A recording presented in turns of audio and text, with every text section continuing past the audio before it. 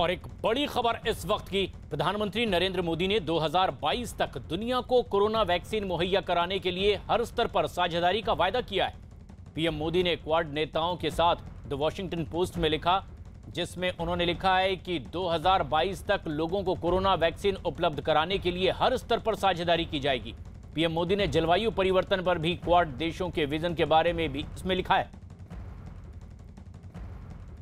Quad देशों की पहली शिखर वार्ता हुई और इस पर जिस तरह से समझौता हुआ है उस पर एक साझा लेख लिखा गया है और इसमें इस बात का उल्लेख किया गया है द वॉशिंगटन पोस्ट के इस लेख में कि 2022 तक दुनिया को किस तरह से कोरोना वैक्सीन मुहैया करवाई जाएगी, जबकि ये वैक्सीन भारत में बनेगी अमेरिका और जापान के आर्थिक सहयोग से, और इसमें ऑस्ट्रेलिया का लॉजिस्टिक सपोर्ट होगा।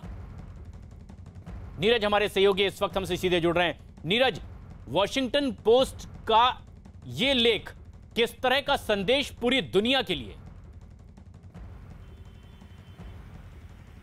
प्रशांत, पिछले दिनों ही क्वाड की बैठक हुई थी जिसमें चारों प्रमुख नेता ने हिस्सा लिया था, लेकिन उसके बाद वॉशिंगटन पोस्ट में चारों नेताओं की तरफ से साझा लेख में इस बात का जिक्र है। और अब से थोड़ी देर पहले प्रधानमंत्री नरेंद्र मोदी ने वॉशिंगटन पोस्ट के जिस लेख को, संयुक्त लेख को ट्वीट किया है, उसका हेडलाइन यह है कि चारों देश इस बात को लेकर प्रतिबद्ध हैं कि हिंद प्रशांत क्षेत्र को खुला और फ्री रखा जाए। जाहिर सी बात है, चीन को संदेश है। देखिए, क्वाड की बैठक में इस बात को लेकर पहले ही सहमति बन चुकी है कि पूरे हिंद प्रशांत क्षेत्र में 2022 तक चारों देश अपने सहयोग से 1 बिलियन डोज कोरोना वैक्सीन के मुहैया कराएंगे।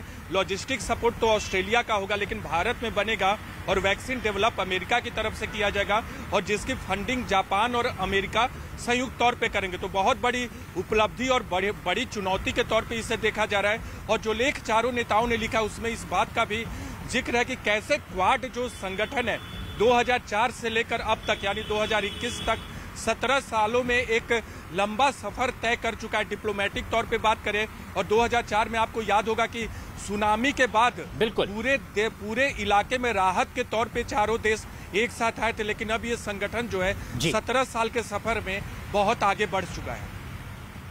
और ऐसे में जबकि द वॉशिंगटन पोस्ट में एक साझा लेख लिखा गया है, एक बड़ी उपलब्धि भारत के लिए भी, और इसी बात को प्रधानमंत्री नरेंद्र मोदी ने भी ट्वीट किया है।